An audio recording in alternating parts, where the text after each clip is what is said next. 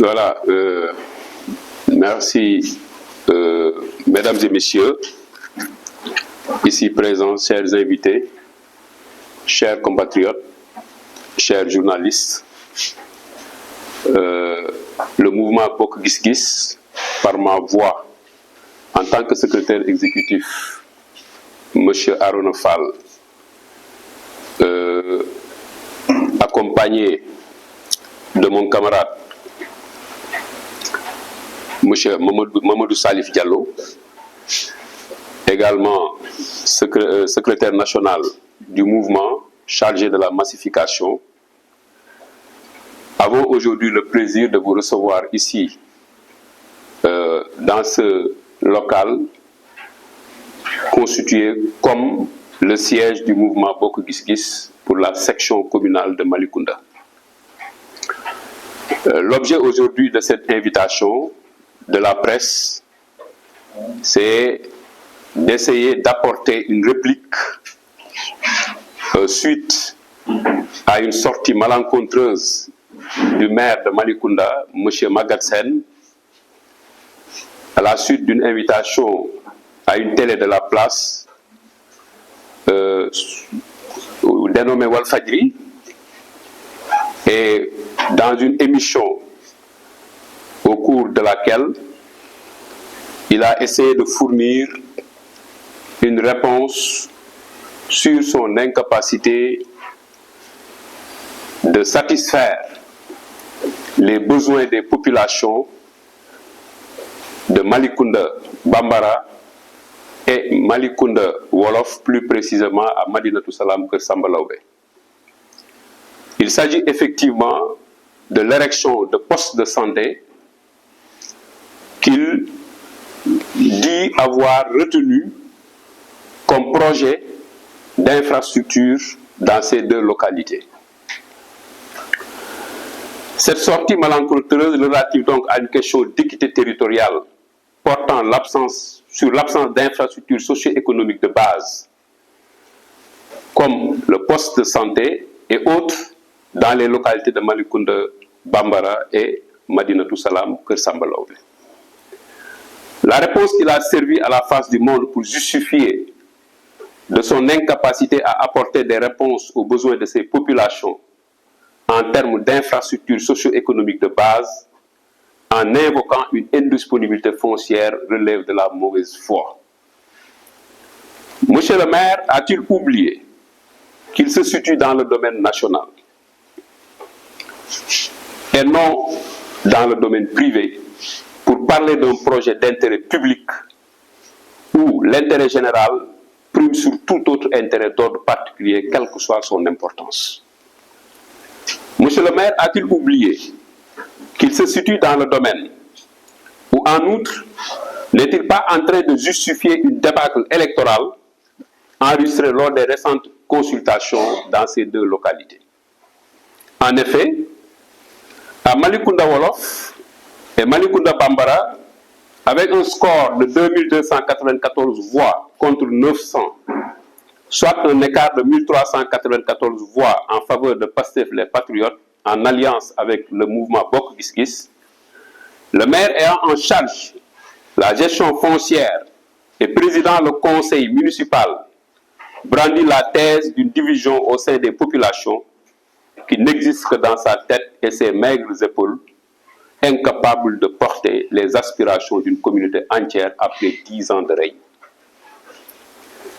Il dit qu'aucune infrastructure ne peut être réalisée à Madinatou Salam Kër Samba Lawbe, puisque, qu'explique-t-il, tous les sites identifiés font l'objet d'un litige. Monsieur le maire Magatte Sène semble oublier qu'avant toute planification de projets d'intérêt public,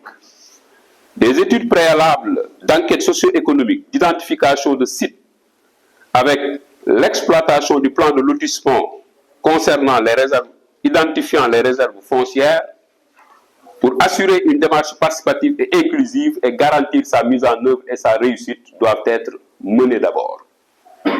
Il dit que le site choisi est litigieux et au même moment,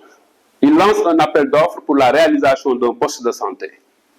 Il faut qu'ils nous disent les procédures utilisées pour un tel acte qui fait penser à une malgouvernance qui nécessite un audit de sa gestion. Le SEMS, le cadre, une association dénommée SEMS est érigée au niveau de Madinatou Salam, dont les membres sont ici présents, lui avait adressé une correspondance pour disposer du plan d'investissement annuel leur permettant d'identifier les infrastructures qui doivent être réalisées à Madinatou Salam, Kër Samba Laobé. À l'heure actuelle, aucun document n'a été mis à disposition et pourtant ces documents ne sont pas confidentiels. En dehors du poste de santé, qu'en est-il des infrastructures routières, l'eau potable, l'éclairage public, les établissements scolaires, la sécurité, l'assainissement et j'en passe? Ils disent avoir construit 15 postes de santé dans la commune de Malicounda. Où est l'équité sociale dont il se glorifie? Il ne peut pas mettre en mal les populations de Malicounda dans son ensemble, puisque d'excellentes relations sont tissées entre elles et elles partagent tout le commun vouloir de vivre en commun. Il n'y a évidemment rien de plus faux, et celui qui le dit le fait avec malveillance, fourberie et malhonnêteté. En effet, quoi que puisse être l'ampleur des divisions au sein d'une communauté, l'autorité administrative déconcentrée représentant l'État auprès des collectivités territoriales a un rôle de médiation à jouer pour aider les populations en conflit, pour un projet d'intérêt public à se retrouver en leur rappelant les dispositions réglementaires retenues dans les textes. Monsieur le maire, monsieur le maire ne l'ignore pas. Alors l'indisponibilité foncière n'est qu'un prétexte fallacieux et sans fondement pour se disculper. Il occulte seulement que l'assiette foncière dans cette partie de la commune de Malicounda à la disposition de la mairie est plus que suffisante pour réaliser un tel projet et même plusieurs autres s'il n'était animé que par la volonté de travailler au service des populations. Ici à Malicounda, le foncier est disponible, mais est détourné de sa vocation originelle par la gestion nébuleuse et scandaleuse du maire Maguette Sène durant ses 10 ans de règne, par d'innombrables attributions foncières en dehors de tout cadre délibératif du conseil municipal, sur la base de népotisme, d'arbitraire, de clientélisme, d'opportunisme, de recherche effrénée du gain facile et illicite. Il en résulte pour nous une posture de combat fondée sur la triple certitude d'une mauvaise gestion de la commune de Malicounda, de l'illégitimité du maire incompétent, malhonnête et gabégique, de la nécessité de son départ dans les plus brefs délais pour mettre fin à l'engrenage interne, à l'engrenage infernal de fraude et d'irrégularité préjudiciables aux populations que nous sommes et à notre bien commun. C'est notre combat et l'on s'y tient en usant de toutes les actions et de tous les moyens que la République donne à ses citoyens pour hisser les combats patriotiques au niveau requis pour le triomphe de la justice et de la vérité. Pourquoi donc être surpris que le maire fasse l'objet de plus d'une cinquantaine de procédures judiciaires initiées par de vaillants hommes et femmes dépossédés de leurs biens le plus précieux, parfois fruit de toute une vie de labeur, par la cupidité et l'avidité d'une seule personne qui a trahi sa mission première de servir la communauté pour œuvrer uniquement à son compte personnel et à celui de ses affidés. Nous appelons solennellement les nouvelles autorités, le président de la République, son Excellence M. Bassirou Diomaye Diakhar Faye, et son Premier ministre, M. Ousmane Sonko, en application du triptyque Djubal Djubanti, à diligenter les corps de contrôle placés sous leurs autorités, l'inspection générale d'État en tête pour auditer la gestion de la commune de Malicounda, par M. Maguette et engager les procédures judiciaires nécessaires pour faire rentrer l'État et les populations dans leurs droits suite aux préjudices subis. Chers compatriotes, chers journalistes, il y a tant à dire pour dénoncer les tares de ce piètre gestionnaire et politique anachronique que pour être exhaustif, une journée ne suffirait pas, encore moins le temps d'un point de presse.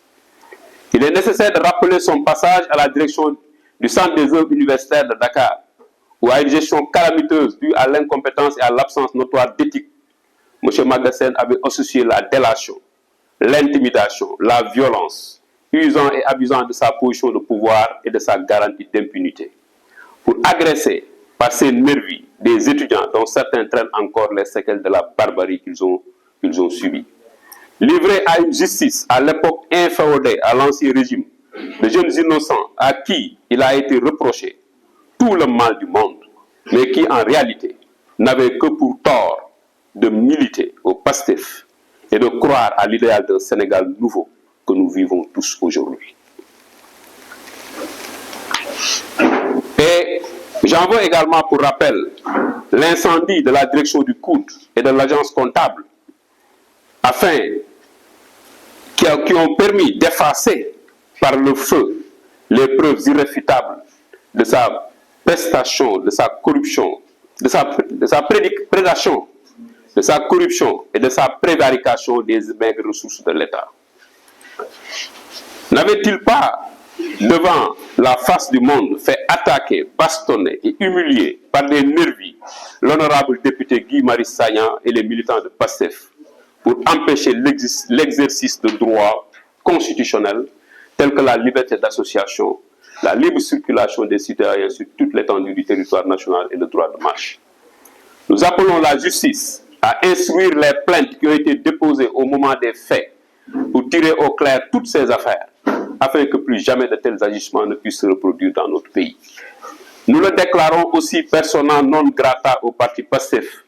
et à la majorité présidentielle qui ne saurait s'accommoder d'un personnage aussi aux antipodes de l'éthique,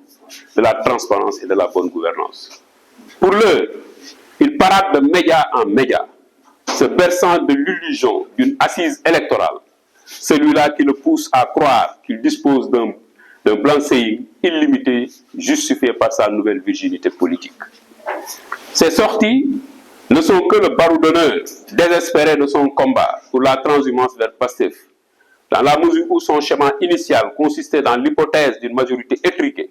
à monnayer le poste de député qu'il ne pouvait d'ailleurs avoir que par le système du plus fort reste, pour par le chantage se rapprocher de la mouvance présidentielle et par la même occasion s'absoudre du lourd passif qu'il traîne comme un boulet et qui lui vaut tant d'insomnie. Heureusement pour le patriotisme, le nationalisme, l'éthique, la transparence et la bonne gouvernance, le mouvement Bokk Gis Gis avait anticipé ce coup de Jarnac en s'investissant de la meilleure des manières dans les élections législatives en étroite collaboration avec le PASTEF pour empêcher ce sombre dessein de s'accomplir et par là même éloigner pour de bon un prédateur à col blanc des centres de décision. En terminant, et pour sa gouverne, qu'il sache qu'une percée électorale, somme toute relative, n'a jamais été statique et que les réalités d'une élection législative où l'on peut bénéficier de votes sur toute l'étendue nationale du territoire pourvu qu'on fasse de bonnes investitures ne sont pas celles d'une élection locale où la population sanctionne en fonction de son vécu quotidien. Il se trompe donc, il se trompe même énormément. Dans un futur proche, cette assise politique, du reste factice, parce qu'obtenue par l'usage d'astuces et d'artifices frauduleux, tombera comme un château de cartes. Merci de votre aimable attention.